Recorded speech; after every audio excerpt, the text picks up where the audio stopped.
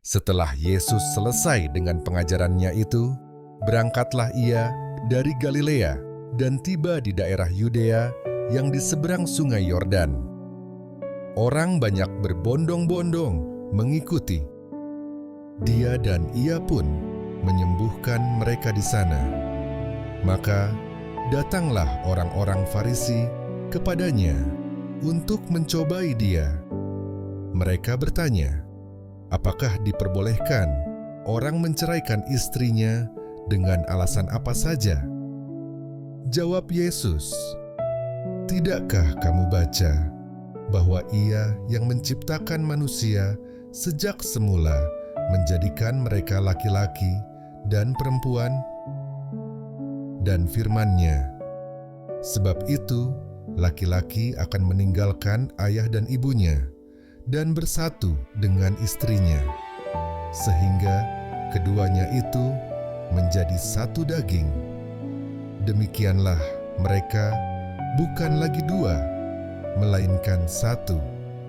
Karena itu, apa yang telah dipersatukan Allah tidak boleh diceraikan manusia."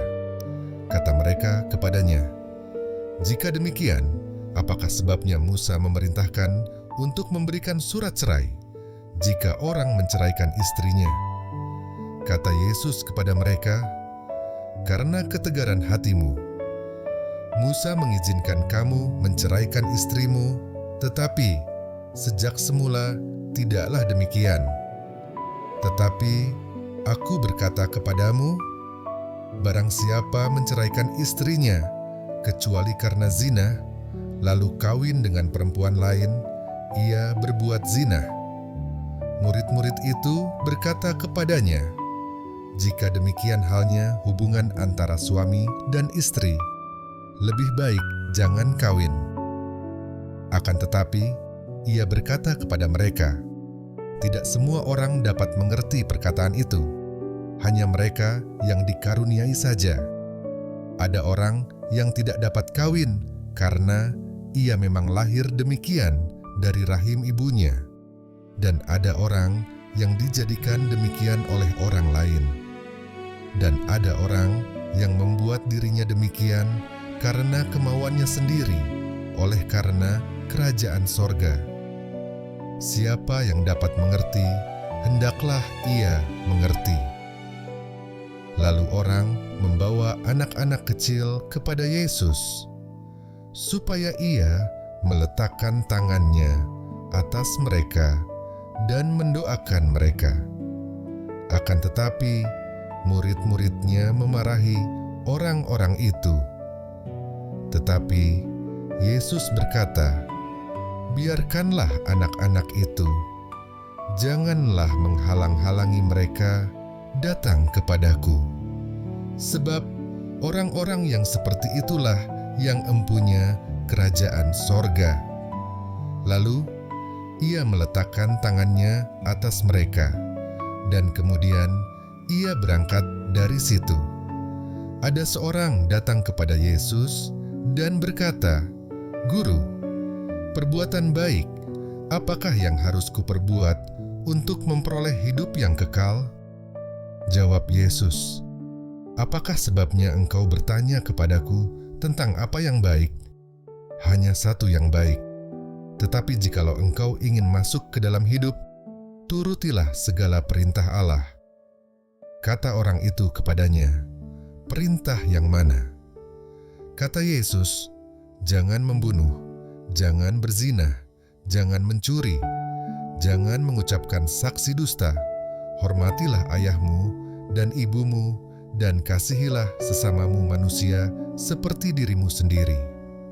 Kata orang muda itu kepadanya, "Semuanya itu telah kuturuti, apalagi yang masih kurang?" Kata Yesus kepadanya, "Jikalau engkau hendak sempurna, pergilah, juallah segala milikmu, dan berikanlah itu kepada orang-orang miskin, maka engkau akan beroleh harta di sorga. Kemudian datanglah kemari, dan ikutlah aku." Ketika orang muda itu mendengar perkataan itu, pergilah ia dengan sedih, sebab banyak hartanya. Yesus berkata kepada murid-muridnya, "Aku berkata kepadamu, Sesungguhnya sukar sekali bagi seorang kaya untuk masuk ke dalam kerajaan sorga. Sekali lagi aku berkata kepadamu, lebih mudah seekor unta masuk melalui lobang jarum daripada seorang kaya masuk ke dalam kerajaan Allah." Ketika murid-murid mendengar itu, sangat gemparlah mereka dan berkata, "Jika demikian, siapakah yang dapat diselamatkan?"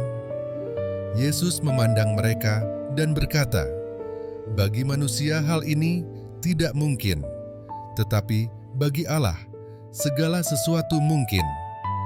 Lalu Petrus menjawab dan berkata kepada Yesus, "Kami ini telah meninggalkan segala sesuatu dan mengikut Engkau. Jadi apakah yang akan kami peroleh?" Kata Yesus kepada mereka, "Aku berkata kepadamu, sesungguhnya pada waktu penciptaan kembali, apabila Anak Manusia bersemayam di takhta kemuliaannya, kamu yang telah mengikut Aku akan duduk juga di atas 12 takhta untuk menghakimi ke-12 suku Israel. Dan setiap orang yang karena nama-Ku meninggalkan rumahnya, saudaranya laki-laki atau saudaranya perempuan, bapa atau ibunya, anak-anak atau ladangnya, akan menerima kembali 100 kali lipat dan akan memperoleh hidup yang kekal. Tetapi banyak orang yang terdahulu akan menjadi yang terakhir, dan yang terakhir akan menjadi yang terdahulu."